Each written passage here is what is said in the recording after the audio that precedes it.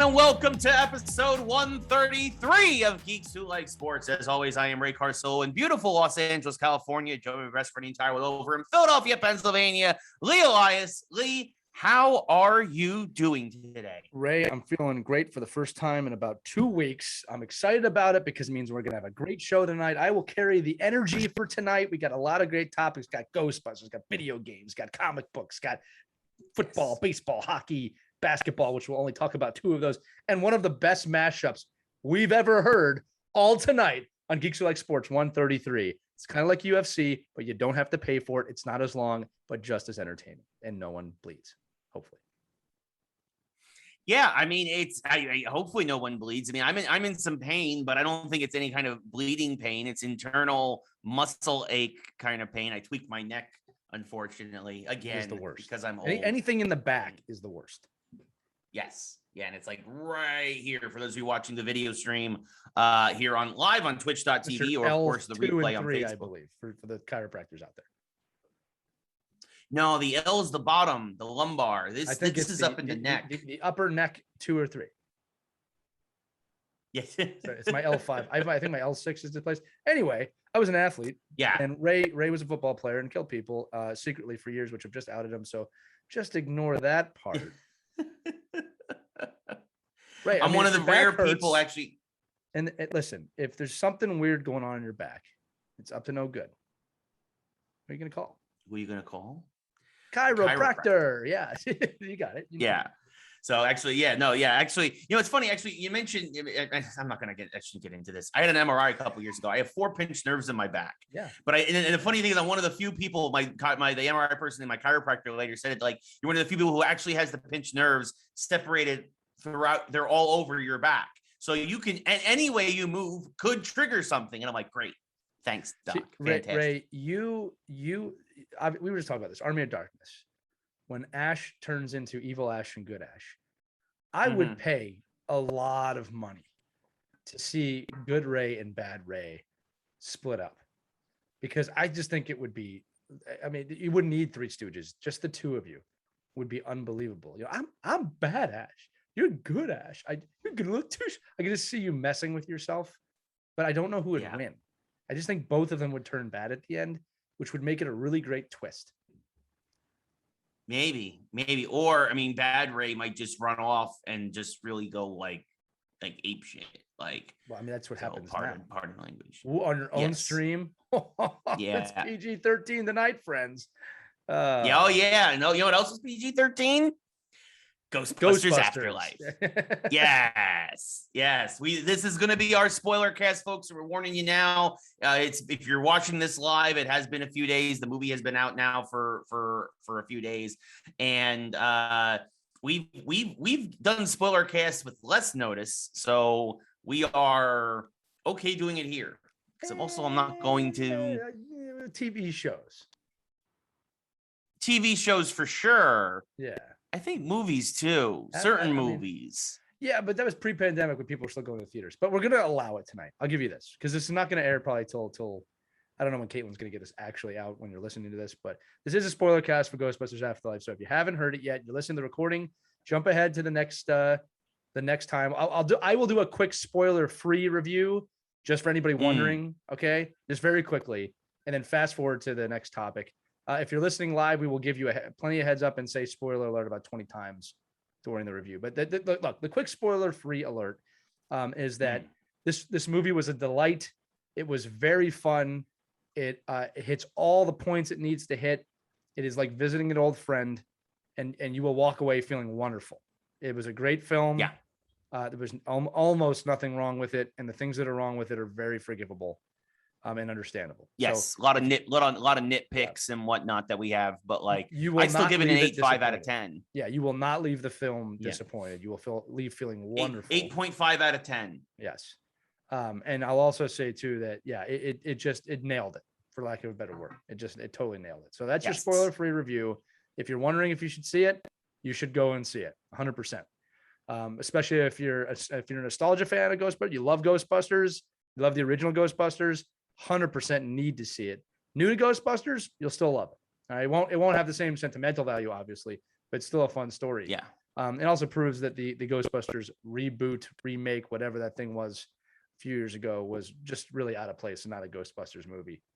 I always said it was Bridesmaid with Ghostbusting, which probably would have been. Yeah, well, I mean, that's the thing is that, and funny enough, and now we are going to kind of get a little bit into the spoilers. Spoiler alert, right? Spoiler alert. Yeah, spoiler alert. Spoiler alert. The way this movie ended, you actually could have done the 2016 film now after this. And I think you would have been okay with little tweaks, obviously, without the whole setup. But basically, the whole idea is what we anticipated. It's the passing of the torch, right? It's the passing of the torch. The old Ghostbusters moving into, passing things on to the new one. They also established they might be reopening the office in New York. There are 2 post-credit scenes that, to me, you have to watch. One for funny, sentimental value. One for them leaving things open-ended, that if they wanted to, Sony wanted to continue this franchise, which they should, especially if Jason Reitman remains at the helm. They can. I'm not going to say they should, because I thought about this today. I was talking with my brother today, Ray. If they don't, I'm actually okay with it. They can, right? Yes, I would be okay with it as well, but I would really also like them to continue it. Listen, I agree. I would, but it's one of those things that is like, you remember that, like, everybody asked if we should, nobody asked, or if we could, not if we should. So it's like, you can screw this up too. I agree with you. If they can make very good stories within the world that we're talking about, yes. But if they never make another one again, I'm actually okay with that. All right. That's all I'm saying. Yeah, no, I mean, I agree with that. But I mean, like, again, I'm leaning more towards that. I would really like them to continue this. And like you said, do stories in here. And again, they established that they could be fine. They're doing what they wanted to do all along, what they kind of insinuated with the video game, which is now, that's officially completely retconned, the 09 video game that is no longer official canon, unfortunately, as good as that game was. Yeah. I mean, this film borrowed heavily from that game. Yeah, no, for sure. There's elements from the game, from what they originally wanted to do 30 years ago. There's a lot that they borrow from other things that from the comics a little bit. And then, of course, the original 2 Ghostbusters, and they kind of all bring it together in a way to be like, look, we're tying up a lot of loose threads. Some stuff is still canon, some stuff isn't. And we're moving forward now. This is the way things are going to go. And they did it in the way that needed to be done. They and with some really touching themes. Like, there's a lot here about legacy, family legacy, the pressure of carrying on a mantle. And I think they really nailed it. And of course, at the end of the day, this was all one big tribute to the late, great Harold Ramis, of course, who passed away in 2014. I mean, the big thing we kind of predicted this at the beginning. Spoiler alert. Yes. Egon dies at the very beginning of the film. He dies at the very beginning of the film, and that kind of sets everything in motion, right? And that kind of, as we anticipated, we kind of find out that basically Egon goes, quote unquote, rogue, leaves the other Ghostbusters behind, and without him, everything kind of fell apart. They called Ray the heart of the Ghostbusters, but Egon kind of showed that he was, all 4 of them were integral to this team, and without one of the pillars there, everything kind of crumbled. But at the end of the day, Egon was right. There was something bigger out in the middle of Oklahoma, and we find out that, and I loved this, that Ivo Shandor, the guy who, of course, built the high-rise in Ghostbusters 1, but where did he get all his metal to build that high-rise? A very special mine that he found in the middle of Oklahoma. He built a town around it that he named Somerville, almost as in the idea of Sumerian. Get it? Because Gozer was the Sumerian god of death. And again, it ties everything together. And then after that, it's a fun adventure. It's the kids finding themselves, finding out about the Ghostbusters, finding out they have their own version of Slimer called the Metal Muncher, played brilliantly by Josh Gad, by the way. The Metal Muncher is their ghost, and they have this, and it's a fun adventure that then goes along while, again, we kind of called a lot of the stuff. Egon sets up a containment unit in Oklahoma because this is a huge concentration of Evo's energy and all the other stuff. and it tied everything together in a great way. Lee, I'm gonna let you talk a little bit now, because otherwise I'm gonna give everything away all in one go. Yeah, look, a spoiler, but without giving it away. It was brilliantly written and produced. It continued the original story. And what I love about it is, and again, you get these great moments, these new characters, these young kids who all very subtly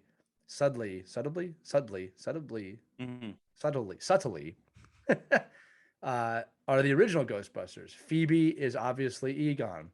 Podcast, by the way, Ray and I love that there's a Ghostbuster named Podcast, is obviously Ray, right? Yes. Not Ray Carcillo, Ray Stantz, right? Yes.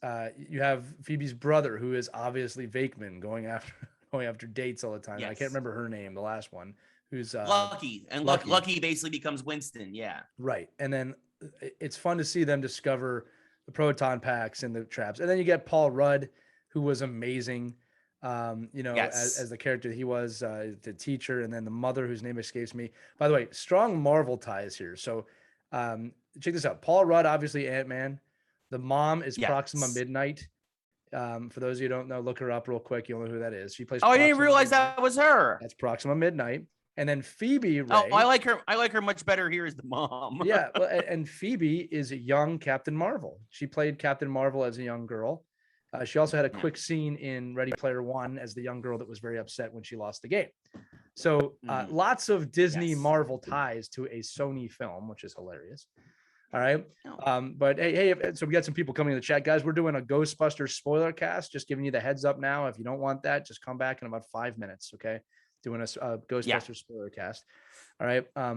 Again, this is the big spoiler I'm about to do. So please leave if you don't want to hear it. But at the end of the film, as Ray and I predicted, okay. Yes. The biggest thing we wanted to see here, the biggest opening, was for them to bring in a ghost Egon, which they did. They did it brilliantly and sentimentally. Brilliant scene when the original Ghostbusters come back and you see him there and they're all looking at him, and there's a moment there. I won't give away what happens, but I will tell you that was an amazing moment. And then, like I said, it just really wrapped the entire story together. One of the things too is, like, we were talking about this, Ray, about, how does Ghostbusters 2 fit into this? And, they do open it up that look, there are ghosts outside of Gozer and Gozer's army. Yes, they do. Right? They do mention, Ray does mention at one point that even though, Egon left and the spectral energy after Ghostbusters 2 greatly declined in the New York City area, they were still around, but and part of the rift was Egon basically, said to Ray, he's like, these are small fries. These don't matter. There's something bigger going on. And then, of course, that's, the end of the business, basically. So the other thing, speaking of Ghostbusters 2, I really like Ghostbusters 2. An interesting discussion with my brother today about, what was wrong with Ghostbusters 2. And I think he actually hit the nail on the head a little bit. What's brilliant about Ghostbusters 1 is that these guys don't want to work. They're kind of screw-offs. They're working in colleges because they don't want a real job. Right. And Ghostbusters 2 kind of made them superheroes. They tried to make them superheroes in a lot of ways, right? So I love that film. He's right. They made them into superheroes, and that's not what the Ghostbusters are, right? And this film brings it back. Like, every one of these kids is a reject. They don't fit in, right? In fact, and they reestablished that with the original cast. I love that Vakeman works at SUNY Cortland as a marketing professor. That's brilliant. He went back to academia. Ray Stantz is a lot like Dan Aykroyd, studies ghosts. He has Ray's Occult, which is kind of like what Dan Aykroyd kind of does, because Dan Aykroyd's really into this stuff. And then what I love is Winston becomes the money man, becomes the businessman. He's a global empire, and he's a multi-millionaire, not a billionaire, and he funds everything. So it was just really cool how they brought that all back to earth. And then obviously, I won't talk about one of the post-credit scenes, but the film leaves on the Winston bringing Ecto-1 back to New York City. Back to the hook and ladder 5, and they go downstairs, and the containment unit's down there, and the danger light is blinking, and that's how it ends, which opens it up for whatever stories. And one of the things I love about Jason Reitman, who directed this, he said, and I think this is brilliant, he said, look, I wanted to leave this in a place where other directors, other actors, and other people could get involved in this universe. That's exactly what he did. There's no explanation on when it goes. You don't need one. It's just ghosts are out there. Here we go. I'm going to give it a 9 out of 10. I think you're giving it an 8.5. Again, the only gripe with it is that the first act's a little slow, but I also think it's a little slow because Ray, we waited 30 years for this film, and we're like, let's get to the ghost, let's get to the fun stuff. Right. If you've never seen Ghostbusters, that first act is probably not slow. The first act is probably right where it needs to be. So anyway, it was really good. Really enjoyed it. Haven't left the theater feeling that good for a long time, because I haven't been to one in 2 years. and yeah, go see it. Go see it, even if you haven't. Yeah, well, I mean, this is actually my third time back at the theater. I've been going to the movies a lot of October. I definitely liked it more than Shang-Chi, and I definitely liked it more than Venom. Those are the other two movies I saw in theaters. But yeah, I mean, this obviously, there's a couple of points where they cut corners a little bit, kind of to like you said, kind of get things going a little bit, really start to, lean into, push the pedal to the metal, especially in the second act. And I will say, Ray, we didn't give a lot away in that review. There's a lot we didn't talk about. I don't think we should. There's a lot we didn't talk about. So if you haven't seen it, we didn't spoil the whole thing there. There's a lot of cool retro stuff that we didn't talk about. No, I mean, there's a lot of little things. I mean, I think that we didn't reveal who the bad guy was. I think that's pretty generous. Yeah, I mean, the fact that we didn't get into really how the bad guy comes about and all the other stuff.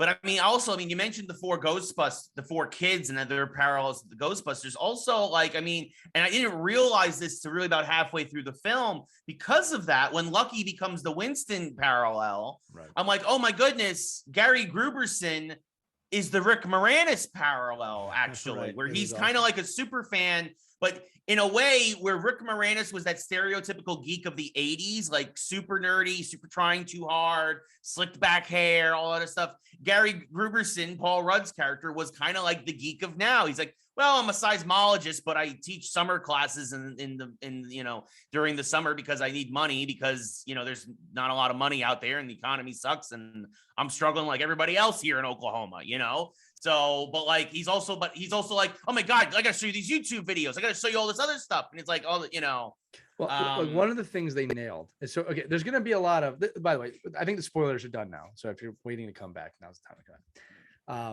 Caitlin, this is where you mark the episode of spoilers ending. So Ray, spoilers are over. Okay.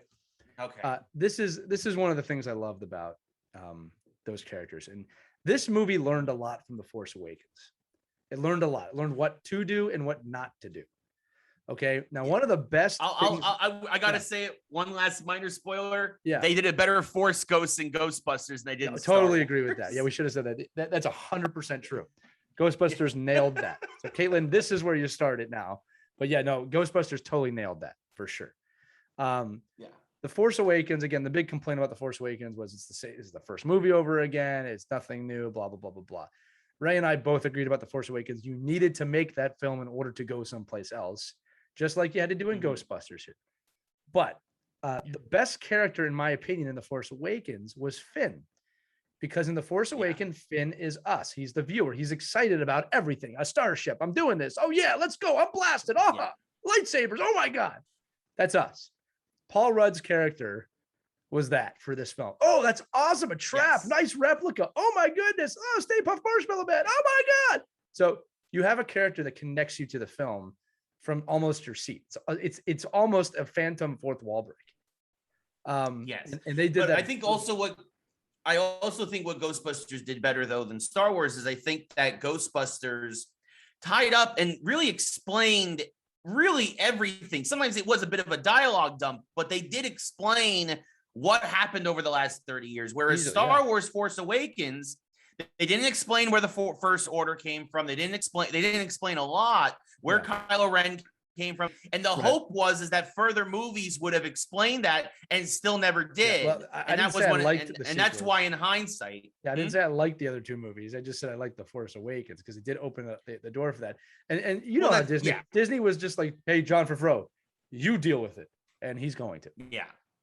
Well, and that's the thing is, and then we talk about this a lot too here on the show, is that basically Mandalorian and the other shows on Disney Plus are going to make Force Awakens and that trilogy better because they're going to fill in those gaps. Ghostbusters said we know we might not get another movie, so we're going to tie everything up here for you, super neat, so that if we don't, you can walk away satisfied. There's no questions. There's no speculation. Here it is. again, might not be the neatest way to do it with a couple of, when again, minor spoiler, Phoebe calls Ray stance, which you've all kind of seen from the trailer anyway, if you've seen the trailer. Right.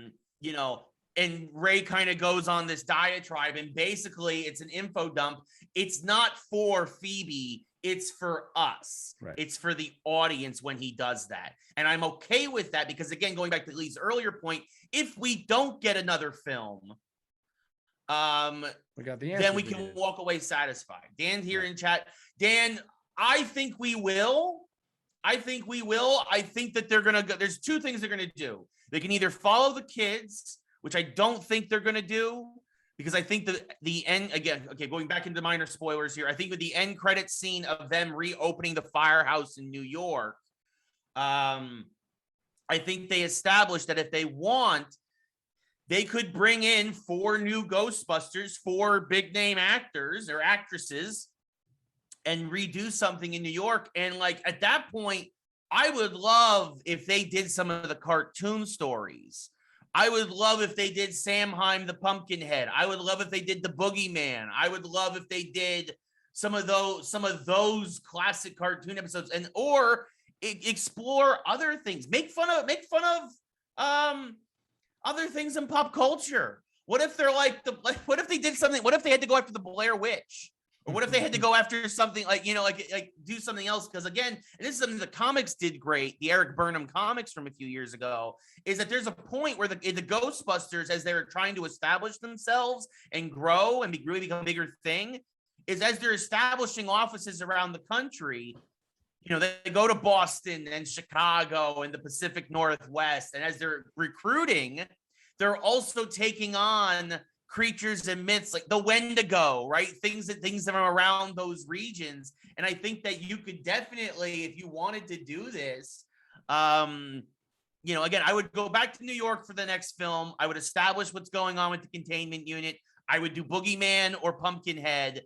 And then I would see about maybe going and continuing to expand it. Because now you got your Oklahoma office, right? Your Somerville office with the kids. And when they get a little older, again, McKenna Grace, all these, all these actors are in their teens, and they get a little older, they want to reprise those roles.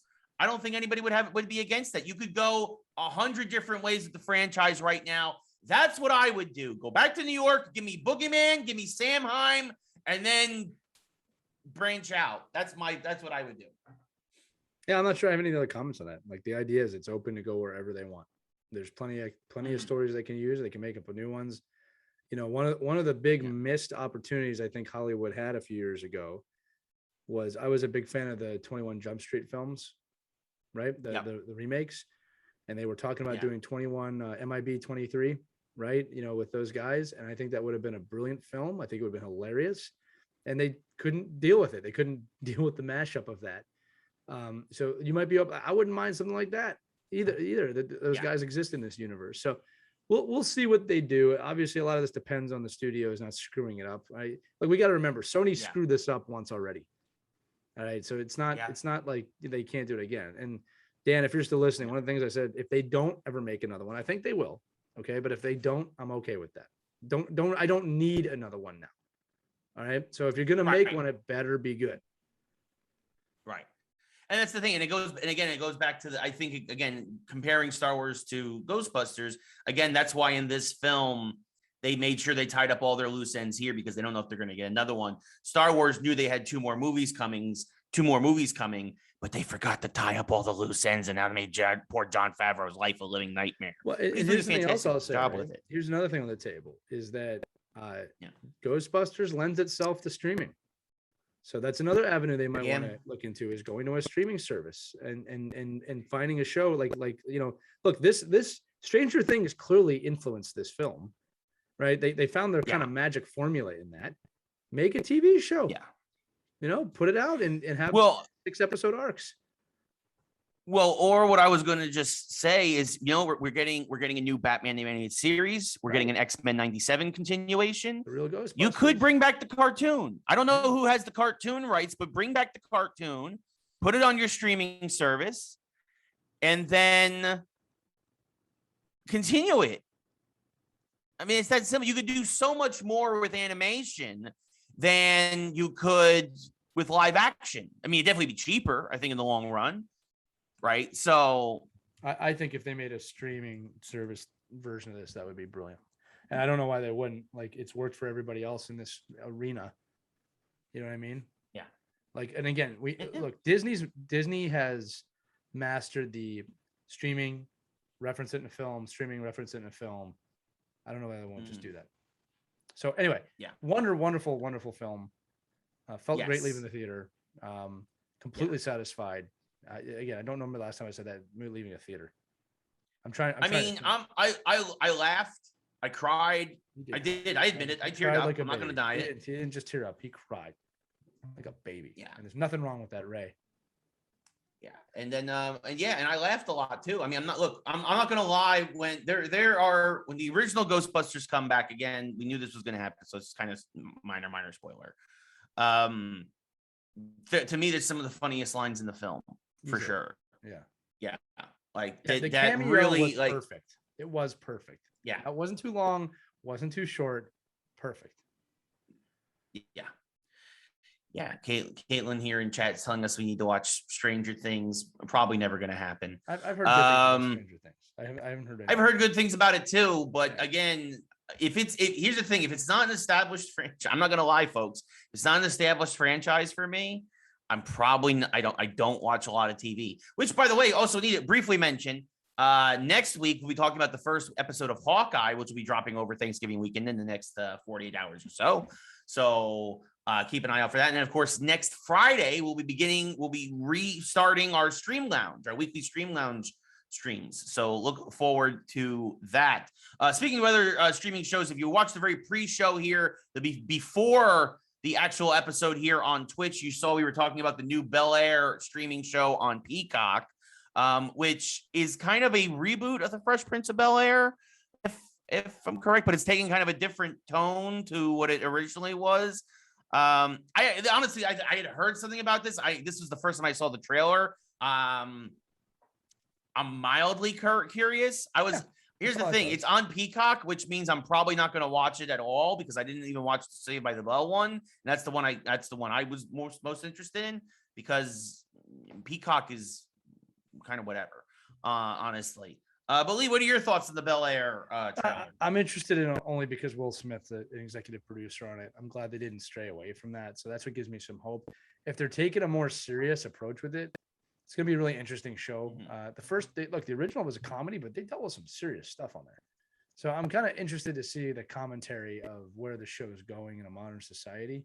But yeah, the little opening they released was curious. You know, they said, it's a theme song. So I'm thinking it's going to be the original theme song. It's just it's a more like a slam poetry, like darker, a spoken word kind of. Yeah. So yeah. It was awesome. It was pretty good. Yeah. And Ado mentions in chat, R.I.P. Uncle Phil. Yeah, James Avery, of course, passed away. I believe you mean many years ago. Shredder, sir. I was just about to say, of course, also known as the voice of Shredder from the Teenage Mutant Ninja Turtles cartoon. A lot of folks don't know that, but that is true. Of course, James Avery was a great actor, and a great voice actor. And he is always missed. I will say this. I did watch on HBO, because it was on HBO Max, the Fresh Prince reunion. Yeah, I watched. And the tribute they gave to him was very, very good. And that was very, very good as well. Right when HBO Max launched. That was like one of their launch titles. We got them back together. That the Action Park documentary, which was as a kid growing up in Jersey and who went to Action Park, can attest to that. So and HBO Max has actually kind of hit its stride depending on what you like and what you're looking for. HBO Max is about to be a year old, and I know that because a year ago I contracted COVID and was doing the show with it while isolated up here in this office. So happy anniversary to me. Happy anniversary indeed. It was horrible. Speaking of moving HBO, forward. Moving forward. Hey, things have changed. Speaking of HBO, year, man, they've changed a lot in 1 year. That's amazing. Speaking of HBO, yes, I was about to say. Speaking of HBO, of course, owned by Warner Brothers. Warner Brothers had a big video game announcement this week. This has been rumored for a while, And I guess this is the thing now, and this is what happens in games, is that when something is very, very popular, everybody tries to jump on board. Nickelodeon did it recently with their Smash Brothers clone, and now Warner Brothers is doing the same with a game called MultiVersus, which is basically a play, of course, on the multiverse. And it's going to have Batman and Superman, and it's going to have Finn from Adventure Time, and it's going to have Game of Thrones characters. And it's going to have Tom and Jerry and Shaggy from Scooby-Doo. And they're basically doing a free-to-play version of Smash Brothers where more characters will be added over time. And I honestly don't know how to feel about this. In a weird way, it felt more normal for like Mario to take on Link and Mario to take on Samus and Pikachu and all of them, right? It feels weird for Batman to be fighting, even with Nickelodeon, like SpongeBob versus the Fairly Odd Parents and all that. That felt like that made sense. Batman versus Shaggy, Batman versus Tom and Jerry, especially when you already have fighting games with Batman and Superman and Injustice. It feels weird. I'm not gonna lie. I feel like this one more than any others feels like a weird combination, a weird mix. And the fact that it's free to play, while we'll probably get a lot of people playing early on, that's a huge risk because if it doesn't catch, it'll die very quickly. So I think that's a really interesting way to go about it there from WB Games. But yeah, I mean, again, to me, Smash Brothers is still king. Lee, what are your thoughts? I think it's free for the reasons you just said, is that they know they don't have a quality story there. So I think it's a smart move. Don't create a quality story, right? Yeah. Make it free, have fun with it. I can equally see what you're saying. Look, if you paid for it, you have to discuss why is Batman fighting Tom and Jerry. If it's free, it's right. Like, oh, look, Batman's fighting Tom and Jerry. It's more a gimmick. Yeah, you don't need to justify it at that point. So I think it's a fun idea. I would love to see that. I could see having a good laugh around that. And if the gameplay, it's going to come down to the gameplay, right? I mean, look, Smash Brothers wasn't even the first crossover, right? You know, we've seen this in the past. Well, Marvel versus Capcom. Yeah. So it's not the first time this has happened. I remember seeing that the first time. I'm like, whoa, Street Fighter guys versus the X-Men. So we'll see. It comes down. That game was fun because the gameplay was awesome. Yes. Just unbelievably fun. Obviously built on the Street Fighter engine. Same thing with Injustice, right? So if it's unbelievable fun, which is the key to a good game, then it's gonna hit a home run. If not, it'll be a bunt and probably get thrown out at first. Yeah, and that'll be it, and then it'll probably be well, we tried, and then that'll be it. By the way, that was a classic Geeks Who Like Sports metaphor. Yes, I'm curious. I'm not sure who's developing it. That I missed in the story. But yeah, and also Ado also mentions in chat that it also looks like it's locked into 2v2.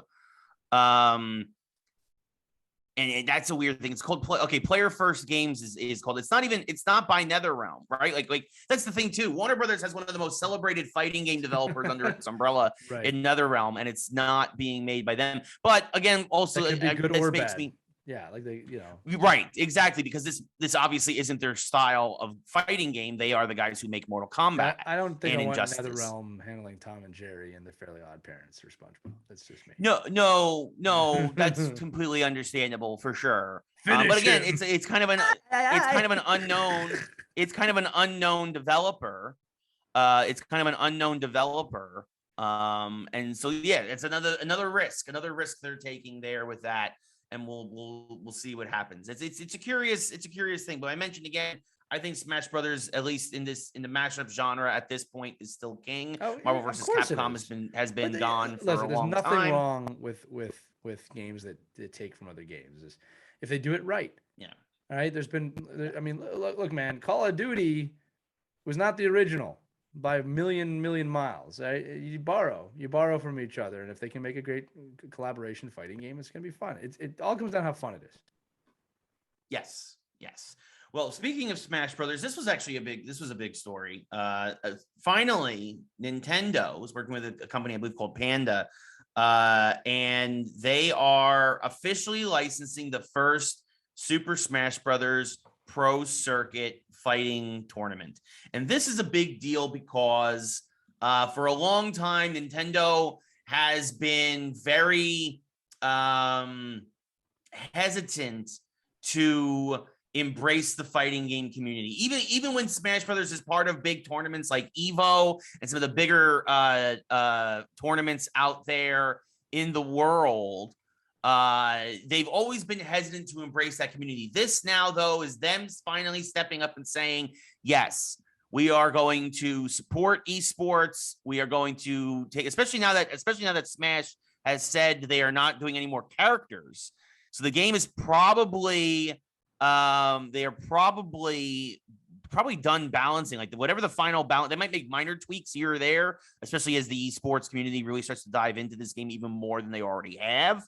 But for the most part, the game it's done. Smash Brothers is done. This is its final form, as we like to say. And now Nintendo's going to support it as an esports thing. And I think this is a natural transition for Nintendo, who have kind of been slow to or kind of resisted a lot of trends. They resisted the DLC trend for a while. They're calculated. I think they're calculated. I think yes. Look, this is where they're smart and frustrating at the same time. They're not going to rush into anything. They're going to see how it works. They're going to take their time and they're going to do it right. So this is just another case of that, right? And that's what happens when you're the innovator, right? Nintendo's always watching and they're always 3 steps ahead. So when I see them doing this, obviously Smash is the only game that, I think they would lead with this, but they're taking their time. They're doing it right. They're seeing what works. They don't need to be the first through the wall, right? Like look at Stadia, right? First through the wall. Yeah. What a dumb idea. No one's ever going to do that. Game Pass has just perfected it, right? So they're just taking their time and they're doing it right. Well, and that's the thing. And I mean, again, and now you see what Nintendo does with what they do with DLC and downloadable expansions and things of that nature. And Nintendo's killing it on that front. Let me tell you where Nintendo's at right now, Ray, because this decision to do this came probably before the game was made. They just take a long time. Where Nintendo's at right now is creating their metaverse of their characters. That's what they're developing right now. All right. Years ahead. All right. Like that's what I'd say. And they probably have a whole division making them Nintendo Metaverse, right? And then they probably have the whole division working on this stuff. So they're business-wise, they're by far the smartest of the gaming companies, by far. Yeah. All right. Yeah. Because you can't survive if you're not smart in that realm. No, definitely. Microsoft is just the richest. Yes. Well, and that's the thing. Nintendo has been very calculated, and now it's good to see that they are no longer recalcitrant in terms of the esports community, and that this is a big deal for them to really start to be like, yes, we are really sinking our teeth into this now. Right. So good stuff there. We got a couple of announcements. There are a couple of announcements this week, and part of it is something that I was shocked at. I wonder if it's some of these announcements are coming out now because they want to make sure people see them. I thought they had canceled it for this weekend coming up, but I guess they did not. San Diego Comic-Con is still happening this weekend. San Diego Comic-Con is squeezing something in this weekend, Friday, Saturday, Sunday. I'm sure I just missed this, but as somebody who prides himself on having his finger on the pulse of geekdom and all the other stuff, this really kind of seemed to come out of nowhere again after it sounded like they were going to backtrack. And now I guess they're doing it again because obviously things are better, getting better with COVID. And there are conventions going to be happening next year. But I've said this before on the podcast. I said, like, really, April with PAX East, that should be the first time we should be looking to see if conventions are back or not, right? Like the lesser conventions have already died off. Everything's already been unveiled here. Like, unless they're going to give us Tobey Maguire and Andrew Garfield, which is not going to happen. I don't know what they're doing. Like, Comic-Con's supposed to be the big unveiling every year of these great movie trailers and everything. So What are they going to even bring us? Yeah, I mean, the fact that they're still selling badges on their website, it's a bad sign. It's a bad sign. I'm not gonna lie. I think this is a misstep on their part. But when I heard that, I was like, "What? Really? Really?" And unless somebody just forgot to update the website since July, yeah, it looks like Comic-Con's happening this weekend. So maybe they'll have some announcements this weekend. But like Lee said, I don't know. I don't think so. I don't know what is left to announce. Like, what is there anything we're waiting for right now?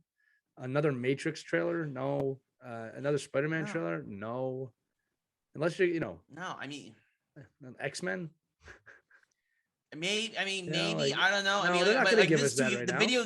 Yeah. The video game industry is waiting for the Game Awards for their next set of reveals. It's truly, like, and that's 2 weeks later. A comic book con, which is possible. That's possible. That's how I would utilize it. Yeah. If it's low level, but I know they got to get their go old school. Yeah, we'll see what happens. Interesting. Well, I mean, and that's the thing, is that maybe it's just really them trying to get back into gear.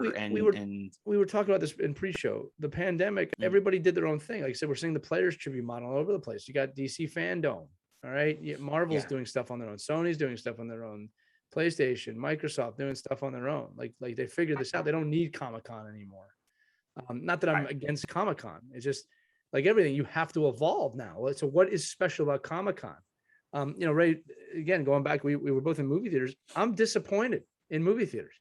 Did nothing to change. Yeah. Nothing. Yeah, it's the exact same thing it was before. Yeah, it's like, guys, they had this massive opportunity to upgrade everything, and they did nothing to change. And I think it's going to be a problem, because I'll tell you what, those theaters were not full, not by a long shot. Oh yeah, me either. For Ghostbusters, when I saw Ghostbusters Thursday night, it was a quarter full. That's a quarter full. That's on opening day. Like that's not good. And they could put it on. They could put it on streaming in 2 weeks if they want to. Think about that. Yeah, and I'm gonna say it right now. I am not watching The Matrix Resurrections in theaters. I'm gonna watch it at home on HBO Max. Yeah. The only way I would like a movie like that, if I watch it on HBO Max and it's so good, it's just so good that I have to see it in the theater. That has happened once or twice in my life. Yeah, I would do it.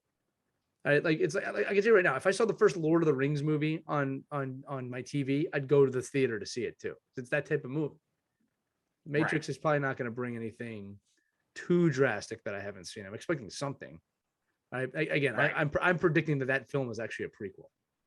I'm predicting that again. I've said that in early episodes. I'm saying that now, that I believe Matrix Resurrections is actually a prequel to the entire trilogy.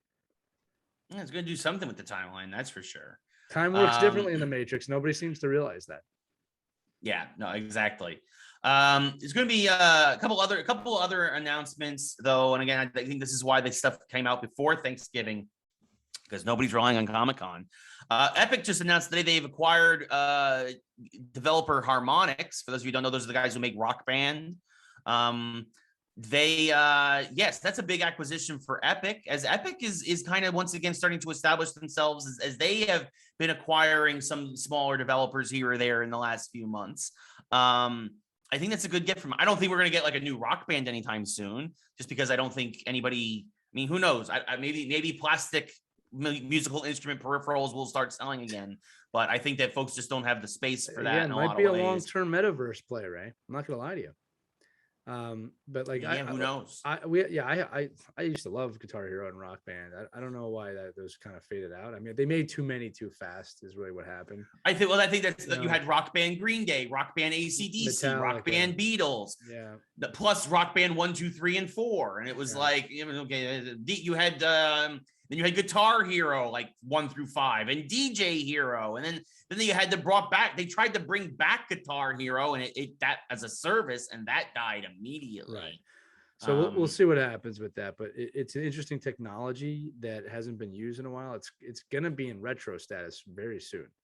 So I'm interested to see what they do with it. They might be able to make something like metaverse or VR wise. Like that's why they might be buying that stuff. I mean, VR is an interesting idea to help with those peripherals and stuff. So, and that is definitely up Epic's up in their wheelhouse. So, other big thing that happened this week is WWE 2K22 released their first trailer, a bit of a teaser before a big one coming in January. And as Casey just mentions in chat, Rock Band was great, but took up so much space. Exactly, Casey. Exactly. Ever since I left my mom's basement, I have not had the space for Rock Band.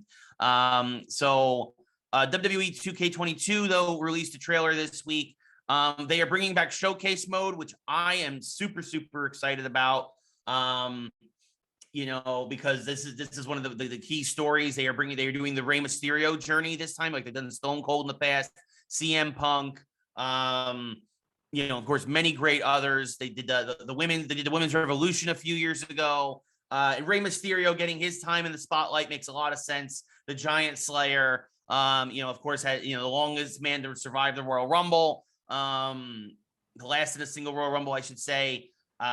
So for him to get his own showcase mode is great. They're also bringing back general manager mode. This has been asked for over a decade. That is a huge deal. We haven't seen anything in action. They just announced this stuff, but that is a big deal. And of course, they did that hot on the heels of yet another round of releases. We're going to do a little bit of wrestling here in the geek section today instead of sports. WWE released more people, including Hit Row, who they just promoted to SmackDown. They let go one of the members of Hit Row 2 weeks prior. Now they've let go the rest of the faction. Again, just a weird slew of releases. Hit Row actually went on record. They were just as shocked as anybody. They had WWE legends calling them up saying that this is BS. Even though they're the John Laurinaitis, the most boring man in wrestling, continued to just say, well, it was budget cuts. Again, even though nobody believes it for a company that made $300 million profit year over year in last quarter. And Hit Row said it. We were supposed to be DLC in that video game. We were going to be the first round of DLC, and now we ain't in it at all. So that did kind of put a damper on the good news about WWE. More news coming for the new game for 2K22. And again, it seems like with WWE, it's one step forward, two steps back, as this feels like the early 90s where they're kind of lost and kind of still trying to figure out, they're trying to find their way. I think that, again, I've said it before, I think their writers are terrible. I think the fact that their writers have gone on record saying they don't know wrestling, it is obvious they don't know wrestling. They have some golden opportunities right now here as some natural rivalries are developing again. And I think they are prepared to squander them in real life. And, but I'm not going to lie. I'm still excited to play WWE 2K22 because until AEW gets out, their competition is still the only wrestling game, really. I shouldn't say the only game. It is the biggest wrestling game on the market for sure. And there still does a good job in a lot of ways. Not the last version. W2K20 was an absolute piece of crap.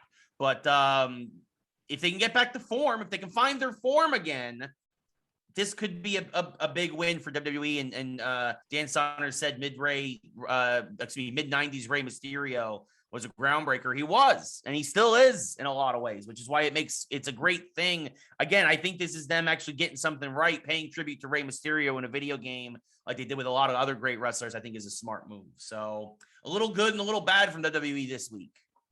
Yeah, like that just seems to be the weekly theme. So we'll see what happens. Again, dude, WWE's not going anywhere. I'm gonna keep saying that. They still have far more money and they still have far more of a legacy. And I'm interested to see when this comes to a halt, how it's gonna play out, because it's just, nothing's happened really. I mean, no shots have been fired recently. It's kind of been like preparing for war, right? On different fronts. Yeah. So we'll see what happens. Yeah, it will be interesting to see for sure.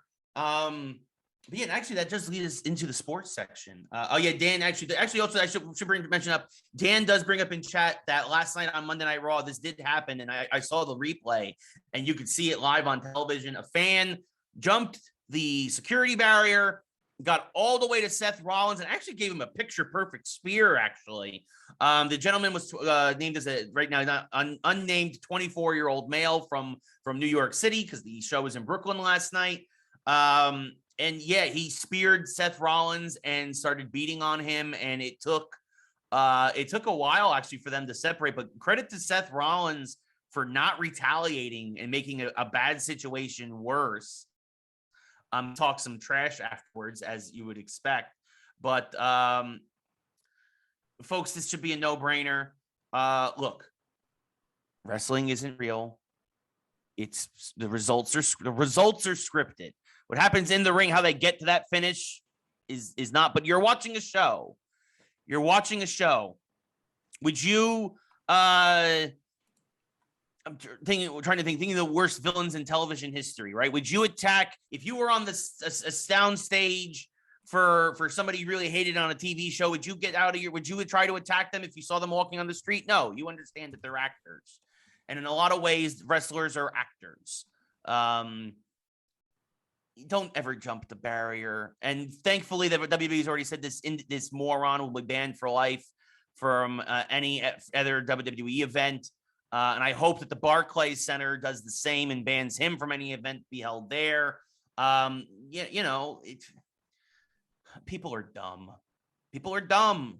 And this guy was a big dumb. He was very, very dumb. And that's it. It's getting bad when the big storyline was not a storyline. Yeah. So if anything, you should take this as source material, WWE, and use it. Make that guy a wrestler. No, they did that once. That's how Santino Marella was introduced. Became Intercontinental Champion. But back then when they did their European tour in Milan, Italy. Obviously, I'm joking, but yeah, like that's not good. That's the headline. Yeah. No, that's the big thing. Following the night after Survivor Series, nobody's talking about Survivor Series at all. They're talking about the fan who jumped the barrier. Or they're talking about indie wrestling because it's been a big week for indie wrestling. Major League Wrestling said that everybody who's released from WWE, if they want to wrestle at Major League Wrestling, the door is open. I'm sure AEW is going to get involved. There was a couple of other, I think it's called Mission Fight Wrestling. I'm not sure. Please don't quote me on that. Actually, I could look it up real quick. Down in Texas, Thunder Rosa and radio host Dave LaGreca put on a better show than anything WWE did at Survivor Series, which used to be one of the big four for WWE. Like that's WWE. You're in trouble when nobody's talking about Survivor Series. They're talking about an indie show in Texas more than they're talking about Survivor Series. That should say everything you need to know about where WWE is right now. I'm going to get the show for you. I'm going to get it for you real quick before we get into it. Mission Pro Wrestling in Texas, an indie show, put on better matches than Survivor Series. Fact. Moving on. That leads us into speaking of things down in Texas. So they were in Kansas City this week. We should mention the Cowboys had another down week as we move into sports now with the NFL. Dun, dun, dun, dun. Yes. Another weird week in another weird week in football. The Tennessee Titans lost to the Houston Texans. There you go. There's your Texas story. The Texans, the worst team in the AFC, beat the best team in the AFC for only and at this late a point in the season for only the second time in history. Wow. The last time this happened, the 0-6 1979 Bengals knocked off the 5-1 Pittsburgh Steelers. It was the last time the last seed in the conference knocked off the top seed. The Titans fell into the trap. The Titans have the Patriots next week in Foxborough. The Patriots now in first place, playing the best ball, playing terrific ball. They came out of nowhere. I didn't think they were going to be this good. I'm not going to deny it. I still don't think they're gonna make a deep playoff run. I've been saying they are a playoff team the last couple of weeks, and I will say this: the next 4 weeks will determine what the Patriots end up doing. They play the Titans, they play the Bills twice, and they play one other good team, and I can't remember who it is. But Lee, real quick, your thoughts on the Texans upsetting the Titans? Standard answer. Any given Sunday, if you're not ready, this can happen. Look, the league has parities. This isn't the NBA, right? Any team can win on any day if they're given the right parameters. They have the right preparation. Any team can win. All right. The Redskins beat the Bucks. I mean, you can't overlook anybody in this league. If you do that, you're going to lose. Yes. Yeah, no, for sure. And another team that got overlooked was the Colts this week as they knocked off the Bills and allowed the Patriots to get into first. Again, I still think, here's the thing. I think if the Bills beat the Patriots two times in the next 4 weeks, obviously the Bills are still going to probably win the division. They'll be well in hand. They have right now the Patriots, I think, have a half game lead on the Bills. And again, the Patriots have a very rough stretch. Titans, Bills twice, and then the Colts. Or it's Titans, Bills, Colts, then Bills. So twice within 3 weeks. Lee, are the Patriots for real? Are they going to win division this year? Are they back? What are your thoughts on what they're doing up there? And or is the Bills just in a lull right now and they need to figure it out? I think it's a little bit of both. I think you have the greatest coach in the NFL coaching one team, and I think you have another team that's probably having a little bit of hangover from last season. I don't think the Bills are going anywhere. I think these losses will actually help to define them for the rest of the season. The Pats are a team that are rising to the top. And what I mean by that is like you knew something like that. It was not going to take them long to rebuild. Just something had to click. If you look at the QB numbers there right now and compare them to Tom Brady, they're the same from his first few starts. So I'm not saying what's his name is going to turn into Tom Brady. All right. But I am saying that, this is good that they're competitive. Again, we've kind of entered this time period where I think we're expecting less parity and football is a game where there's always been great parity. The worst team can always win. So there's more parity this year than there has been, I think, in a long time. There's a log jam for those last 2 wild card spots in both conferences. Right. And that's what I love about it. Right. You don't know who's going to win. And especially when your teams aren't so good, this is a good thing. Right. So I think it's a better division when the Pats and the Bills are good. So that's how I kind of look at it. I don't think anybody should be running away with their division. That's not good for the sport. You know what I mean? No, I mean, that's completely fair. I mean, and every division except for our division, which we'll get to, even with the Cowboys losing, they're still 2.5 games up on the Eagles, who are in second place right now. Like I said, we'll get more into that. Yeah. But the North, although the Packers lost on a last second field goal. The Vikings, who have been losing a lot of games on last second field goals this year, the Vikings finally turned the tables. They knock off their division rival Packers. The Packers are actually off this week going into their bye. If the Vikings should win, they'll pull to within 2 games, which is still a big lead going into this late part of the year. But you're seeing a lot of parity all around in the league. I mean, the NFC West is a log jam, the NFC South is a log jam, and every division in the AFC is a log jam. It's everybody's right on top of each other. The Chargers, who I'm not gonna lie, I've kind of taken a liking to. If I'm gonna root, obviously I'm a diehard Giants fan, always Giants fan forever and ever and ever. But if I'm gonna if I'm not gonna hate a team here in LA, it's probably the Chargers, just because they need fans. There's no fans here for them because they're all from San Diego. I think that's important to note.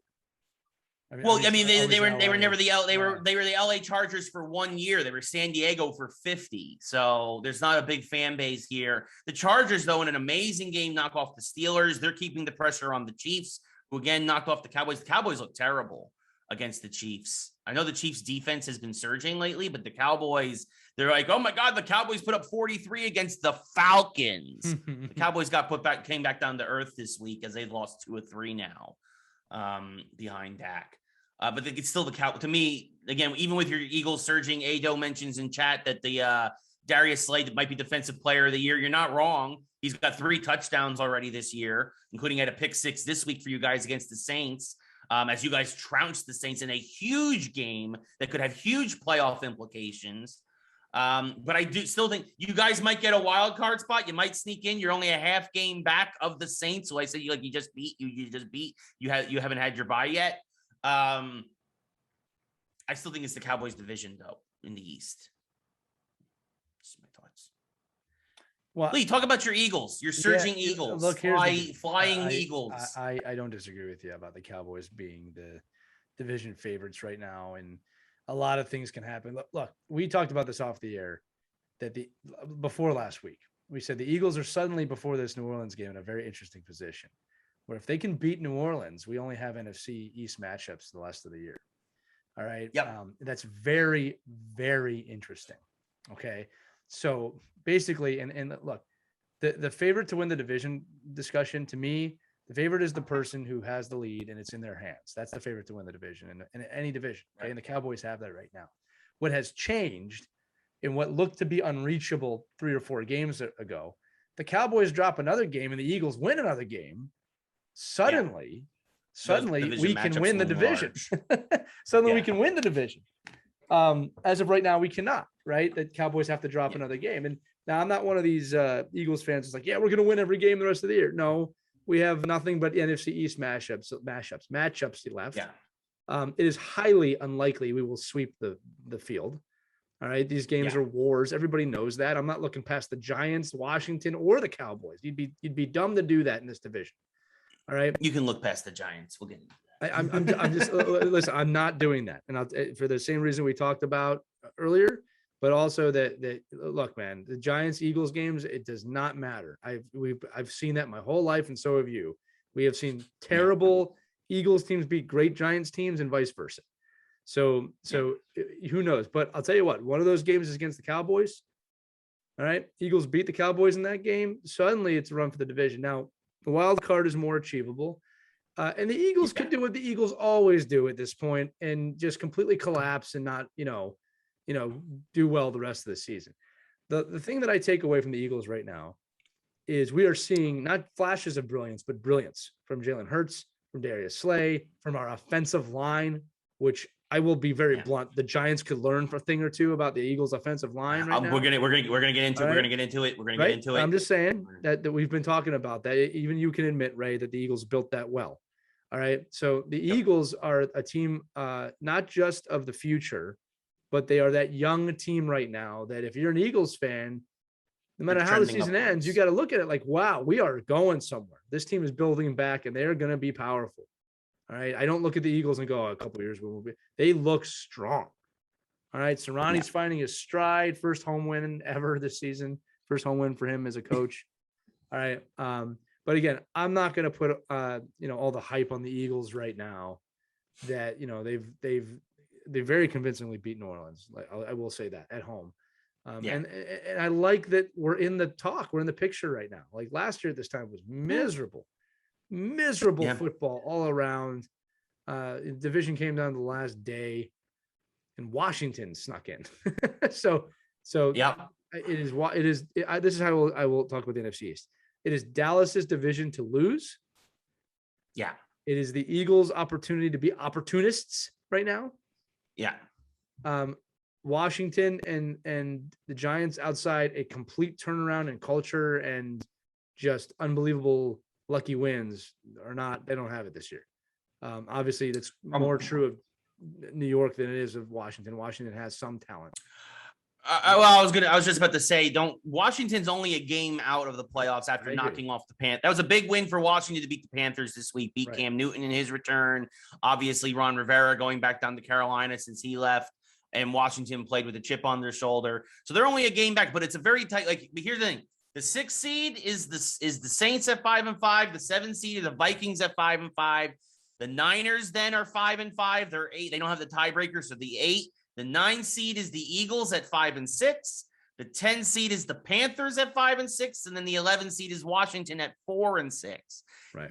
So you have literally a game separating seeds 5 through 11 in the NFC. It's going to be even though Washington's at the bottom. So it's going to be a very interesting finish. And I would sooner not write off Washington, who again, especially the last couple of weeks, seem to starting the. I'm not writing them off. I'm just saying the way the Eagles are playing versus Washington, the Eagles. I think you should beat Washington. Yes, I think too. You should. But you just never know. And again, injuries, everything could happen, right? Like I'll tell you right now, Dak Prescott goes down out of nowhere. I mean, it's a totally different conversation, right? So that's very true. It's good to have the NFC East not suck. It's just good that there's some competition there. And I think the Giants, the only team that sucks is the Giants. I think the Giants made some nice steps to start to rectify that today. Yeah. Yeah, we will get there. We also very briefly mentioned the Cardinals won again, 2-1 with Colt McCoy as the backup. They are having their bye this week, which means they have said Kyler Murray will be ready for after the bye. That is huge as Arizona is trying to get the 1 seed in the NFC. The Dolphins beat the Jets. We'll get into that in a second. And the Ravens beat the Bears, which means everybody in the AFC North won except for the Steelers. Steelers dropped to the basement. Ravens are leading that division. But the Bengals and the Browns right on their heels, both 6-4, I believe. Or I think the Browns might be 6-5 with their bye coming up. So interesting. Very tight races all around the NFL. The only thing the Giants are racing, though, towards is the bottom, looking for right now. If you are a New York football fan, not even just a Giants fan, you're also a Jets fan, it is a tough year for New York football. The Giants and the Jets, courtesy of trades, the Jets with the Jamal Adams trade, they'll get it from the Seahawks. The Giants with the trade with the Bears for them to move up and get Justin Fields. Currently, the Giants and the Jets hold 4 of the top 7 picks in the NFL draft next year. The Jets hold the 2 and the 7 pick, and the Giants hold the 5 and the 6. This is an opportunity. This season is done. This season is over. If you thought mathematically, yes, the Giants are 3-7. They're still in it technically. If you think the Giants have a chance, you're a moron. Flat out, you are dumb. You are the guy who speared Seth Rollins at the Barclays Center last night. You are that level of dumb. Yeah. If you think the Giants have a chance still to make the playoffs, because this team is not built properly. But I will say this. They made a good move today in getting rid of Jason Garrett, one of the worst offensive coordinators I've ever seen. And they have to get rid of Dave Gettleman before the draft, the general manager. You have the 5th and the 6th overall pick right now. That might move a little bit here or there, but you're basically guaranteed 2 of the top 10 picks in the draft at this point, because the Bears are terrible too. The Bears are 3-7. The Giants are 3-7. Neither team is going anywhere. There's a very good chance the Giants will have 2 top 10 picks this year in the first round. And here's the thing. I will say this again. It's all on the offense. It's all on the offense, which is why getting rid of Garrett's a good thing. The Giants, even with Daniel Jones giving teams short fields all the time with bad turnovers, and boy, oh boy, are we going to get into that in a second. Even with that, even with losing their starting safety, and 2 of their starting linebackers, the Giants' defense is still 16th in the league. They're still middle of the pack, even banged up. The problem is the Giants still have the worst offense in football, and this is 2 years in a row. Since Jason Garrett became offensive coordinator before last year, in the 26 games the Giants have played with Garrett as the offensive coordinator, the Giants scored 42 touchdowns. That's less than 2 touchdowns a game, folks. If you're not a math major out there, it comes out to 1.5 touchdowns a game. No team has scored less touchdowns in the less offensive touchdowns in the last year and a half. And again, I said this a couple of weeks ago. Part of the reason why the Giants are 3-7 is because of defensive touchdowns, including again that beating the Raiders was because of a defensive touchdown. The reason why the Giants suck is because they can't score. The coordinator who sucks is gone. It's time to move on from Daniel Jones. It's time to move on from Saquon Barkley. I'm not even going to say it's time to move on from these receivers. As bad as they've played, I'll admit the receivers ain't got anybody to throw them the ball. And it's time to move on from most of this offensive line. I am ready to label left guard Will Hernandez a bust. Billy Price is a bad center. I don't care what anybody says. People are like, oh, he's going to get 1 sack this year. If you watched him yesterday, it's because after he snaps the ball, he just stands there. He doesn't help out either of the guards. He just stands there. I can do that. I can just stand there and get paid what he's getting paid. I can just stand there. I look good in football pads. I can just stand there. I'll be all right. And also, they keep trying to turn. This is the one guy in the offensive line I'm not ready to give up on yet. Mostly because, by the way, Andrew Thomas, who we drafted in the first round a couple of years ago, has more receiving touchdowns after last night's gimmick play than Kenny Golladay and Kadarius Toney. our number 1 draft pick and the big free agent signing we had last year, both those receivers. Let you know again, another sign how terrible our offense is. And again, 42 touchdowns in 26 games. No team has less. The Jets even have 46 touchdowns. The Jets, who are the next worst offense, still have 4 more touchdowns than the Giants offensively. The Jets. The Lions have 20 more touchdowns than the Giants offensively in the past year and a half. Again, just to let you know how bad we are. The Bucks have twice as many touchdowns as we do. They lead the pack. They have 95 touchdowns in the past year and a half offensively. The Giants offensive, I will say this, Andrew Thomas is not a left tackle. Stop trying to make him a left tackle. He's a right tackle. It's not as important a position, but you know what? Put him at his natural right tackle position so he can build that confidence and get better there, and then take a franchise left tackle in the first round. You passed on Rashawn Slater, who's killing it for the Chargers at left tackle, because you wanted to trade down with the Bears. And again, in hindsight, it's not a bad trade. You got a second first-round draft pick this year, and with the Bears being as bad as they are, again, it's not a terrible trade overall. It's actually a very even trade. The Chargers end up with the Bears got their franchise quarterback, the Chargers got their franchise left tackle, and we got another first-round draft pick. It's not the worst trade in the world. And for Dave Gettleman, that's saying something. You take a tackle, and you take a quarterback. Because and you get a running back in one of the later rounds. Barkley is a bust. Can't stay on the field. Daniel Jones threw a pass yesterday. I've seen passes thrown to linebackers and the corners, busted routes, guys drifting over. He threw a pass. I understand he was getting hit as it happened, but you got to get that ball out a little faster then. You got to make sure this play gets set up then. He threw a ball directly to the defensive tackle, McClendon, 12-year veteran, his first career interception. It was so unbelievable that Steve Levy, the play-by-play man from Monday Night Football, you thought it was Jim Ross for wrestling. By God, he threw it right at him. He threw it right at the defensive tackle. By God, how did that happen? How? That's how confused the broadcast team was. Daniel Jones is a dumpster fire. We got rid of one problem. There's no doubt that Garrett was a huge issue. Barkley is done. Jones is done. Get a quarterback in the draft. Get a left tackle. I know that Lemieux and Gates, the guys who are supposed to be the starting center and right guard, got hurt like in week 1.